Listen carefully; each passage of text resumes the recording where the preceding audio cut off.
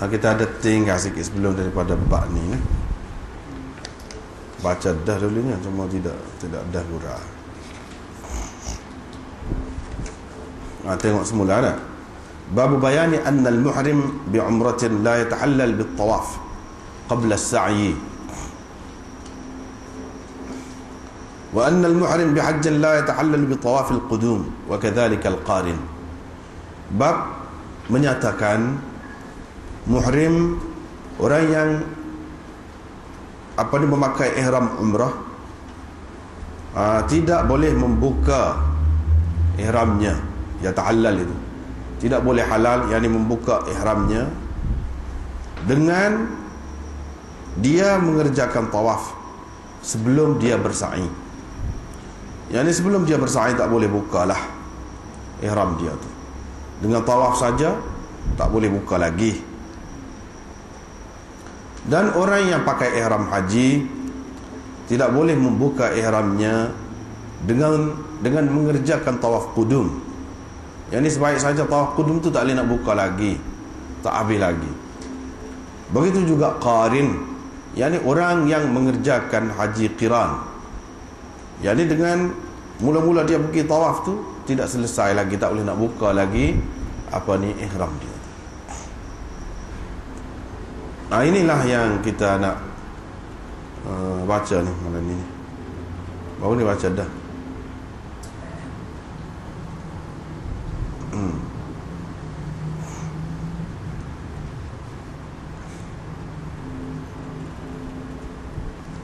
Iaitu Amr bin Dinar bertanya Ibnu Umar. Dia kata kami bertanya Ibnu Umar tentang seseorang yang qadima bi umratin, yang datang ke Mekah dengan niat nak mengerjakan umrah. Maka dia bertawaf di Baitillah. Dia belum lagi bertawaf. Dia guna perkataan bertawaf juga, biasanya digunakan bersa'i. Dia belum lagi bersa'i di antara Safa dan Marwah. Bolehkah orang itu mendatangi isterinya? Mendatangi isterinya maksudnya bersetubuhlah. Mendatangi, bukan makna pergi dekat dengan bini dia tu, tak boleh. Tu boleh melakah tu. Ni ayati imra'atahu, bolehkah dia mendatangi isterinya, yakni dia menjima isterinya. Faqala, maka Ibnu Umar pun berkata, Rasulullah sallallahu alaihi wasallam pergi ke Mekah, dia pun tawaf Baitullah 7 keliling, dan dia bersembahyang di belakang maqam 2 rakaat, dan dia bertawaf juga, ataupun bersa'i lah kita kata, di antara Safa dan Marwah 7 kali. Waqad kana lakum fi Rasulillahi uswatun hasanah. Maknanya tak boleh lagi lah dengan semata-mata bertawaf 7 kali di sekeliling Kaabah tu, belum lagi membolehkan seseorang itu menggauli ataupun mendatangi isterinya, belum lagi boleh, tak boleh. Apa yang Nabi SAW lakukan, dia bersemayam di belakang maqam dan bersa'i di antara Safa dan Marwah. Mana dia tak buka lagi ihram dia tu. Dia kata, oleh kerana dia tahu dalam perkara ni ada pendapat daripada Ibnu Abbas, dia tak salah mana kritik secara terang. Dia kata, waqad kana lakum fi Rasulillahi uswatun hasanah. Sesungguhnya bagi kamu pada Rasulullah tu ada contoh tauladan yang baik. Hak Rasulullah buatnya lagu tu lah. Sebaik-baiknya kita ikut Rasulullah lah. Kalau ada orang lain rayak lagu lain pun, biarlah tu. Gitulah soalan. Hadis yang seterusnya begitu juga, sanad saja berlainan, isinya lebih kurang sama makna dia tu. Yang satu lagi iaitu Muhammad bin Abdurrahman menceritakan bahawa ada seorang ahli Iraq berkata, seorang ahli Iraq qala lahu, berkata kepadanya, salli Urwah bin Az-Zubair, tanyalah untuk aku Urwah bin Az-Zubair. Dia kata kepada Muhammad bin Abdurrahman, seorang penduduk Iraq. Tanya kepada dia, tanya tentang seorang yang ihlal haji, yakni seorang yang ihlal dengan nak buat haji. Bila dia bertawaf di Baitullah, bila dia telah selesai tawaf, adakah dia halal? Yakni dia sudah boleh buka ihram dia atau tak boleh? Orang tu kata, kalau dia berkata kepadamu, yakni kalau Urwah bin Zubair itu berkata kepadamu tidak boleh, yakni tidak halal lagi, faqul lahu, katakan kepadanya, katakan kepada Urwah tu, bahawa ada orang berkata demikian, ada orang berkata begitu, boleh, halal dah. Qala, kata Muhammad bin Abdul Rahman ni, saya pun tanyalah Urwah, saya pun bertanya dia tu maksudnya Urwah bin Zubair. Faqala la yahillu, tak boleh tak boleh buka lagi ihram. Orang yang ihlal nak buat haji, tak boleh buka lagi, melainkan dengan selesai mengerjakan haji lah.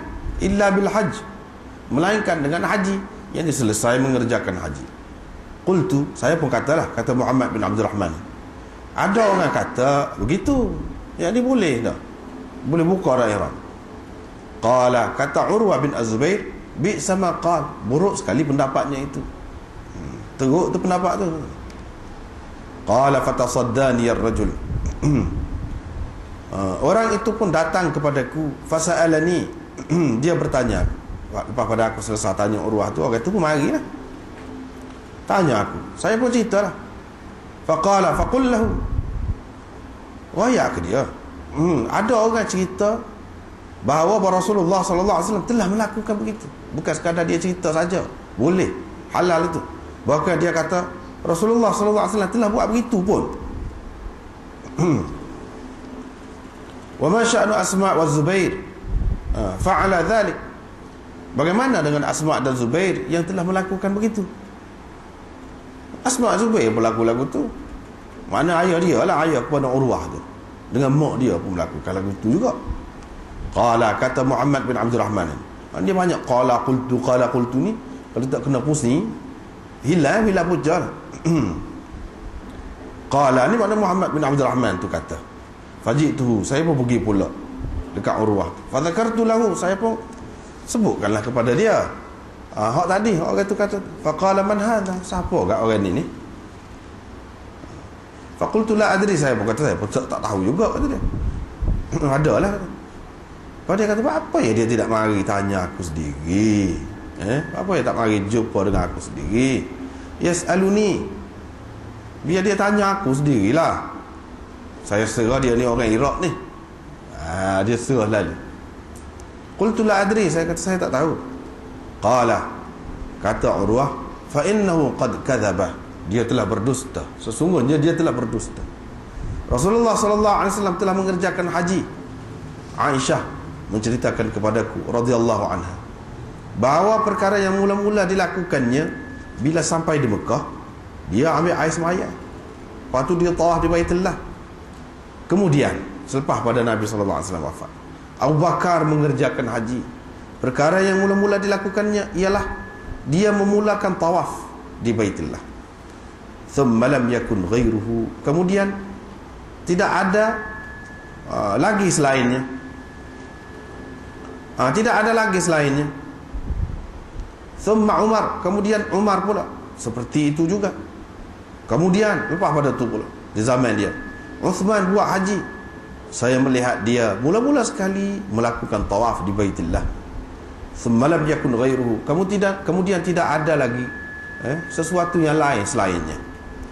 Kemudian Muawiyah dan Abdullah bin Umar. Kemudian saya buat haji bersama dengan ayah saya Zubair, dikatakan tadi dikaitkan dengan Zubair tadi. Ayah saya Zubair bin Al-Awwam, mula-mula sekali yang dia lakukan ialah tawaf di Baitullah. Kemudian tidak ada selainnya, maknanya tidak ada lagi selainnya selepas itu. Kemudian saya melihat Muhajirin dan Ansar melakukan demikian. Thumma lam yakun ghairuhu, kemudian tidak ada apa-apa lagi maknanya selainnya. Thumma akhiru man ra'aitu, kemudian orang yang terakhir saya melihat melakukan demikian ialah Ibnu Umar. Thumma lam yanqudha bi umratin, kemudian dia tidak membatalkannya dengan umrah. Ini Ibnu Umar masih ada lagi di kalangan mereka. Kenapa mereka tak tanya dia? Tidak ada sesiapa pun dari orang-orang dahulu, melainkan mereka mereka tidak memulakan dengan sesuatu.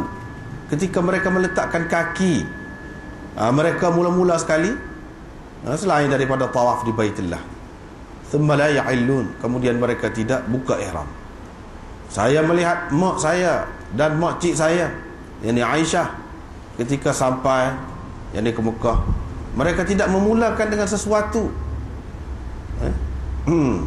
Awwala minal bait, lebih dahulu daripada bertawaf di Baitullah. Kemudian mereka tidak membuka ihram. Kedua-dua mereka, yakni mak saya dan mak cik saya, tidak buka ihram. Waqad akhbaratni ummi, mak saya menceritakan kepada saya bahawa anna aqbalat hiya wa ukhtuha, dia datang dengan saudara perempuannya, adik-adik perempuannya, yakni Aisyah dan Zubair dan fulan bi'umratin qattu, bi'umratin, dengan umrah sahaja. Bila mereka selesai menyapu rukun, hallu, mereka buka ihram. Waqad kadzaba fima dzakara min dzalik, dan dia telah dusta pada apa yang disebutkannya itu tentang perkara ini.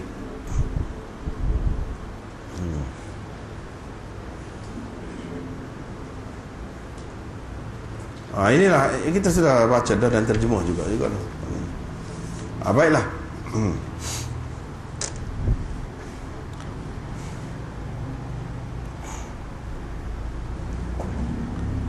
Ibnu Umar tadi, yang mula-mula hadis yang mula-mula kita baca tadi, Ibnu Umar kata Rasulullah sallallahu alaihi wasallam tak buka ihram. Bila dia bertawaf 7 kali di Baitullah, sembahyang di belakang maqam 2 rakaat dan bersa'i di antara Safa dan Marwah. Tu hak dia buat ni. Maknanya selepas tawaf tu tidak boleh lagi. Selepas tawaf Baitullah tu tak boleh lagi dia halal. Bila Nabi SAW telah berbuat begitu, semestinya kita mengikut jejak langkah dia lah, cara dia buat tu. Mestinya kita mengikut begitu. Dan apa yang disebutkan oleh Ibnu Umar ini adalah mazhab sekalian ulama. Semua kata lagu tu, iaitu orang yang buat umrah, dia tidak boleh buka ihram dia, yang ni tidak selesai lagi kerja dia tu, melainkan dengan tawaf dan sa'i dan cukur kepala ataupun guti lah. Cukur kepala ataupun guti, dia kena buat tu, kecuali apa yang disebutkan oleh Qadhi Iyad daripada Ibnu Abbas dan Ishaq bin Rahawai. Mereka berdua ni kata orang yang buat umrah, bila dia pergi tawaf saja selesai dah umrah, dia boleh buka dah ihram dia. Mereka ni kata, walaupun dia belum bersa'i lagi, belum buat galai, tawaf saja sudah boleh buka ihram dia. Ini pendapat yang dhaif, tidak kuat, tak boleh pegang itu, dan menyalahi sunnah, mukhalifun lis sunnah, menyalahi sunnah. Dengan sebab itu jumhur ulama tidak pakai pendapat ini, tidak pakai. Apa yang dapat difaham daripada hadis ini, iaitu orang yang buat umrah pakai ihram untuk buat umrah, dia tidak boleh buka ihramnya, tidak jadi halal dengan semata-mata bertawaf di Baitullah. Tak pandai sekali, dia kena bersa'i dan cukur kepala ataupun gunting rambut dia selepas tu.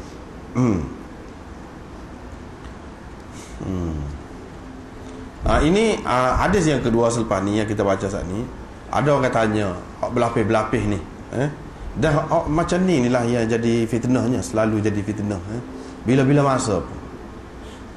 Dan kadang-kadang orang yang tidak mau tampil ke depan tu, dia ada masalah juga tu, dia ada masalah. Sebab macam di sini kan, Urwah bin Zubair kata, dia rasa saya serah orang Iraq ni. Dia serah pasal apa? Orang Iraq ni banyak menimbulkan banyak masalah.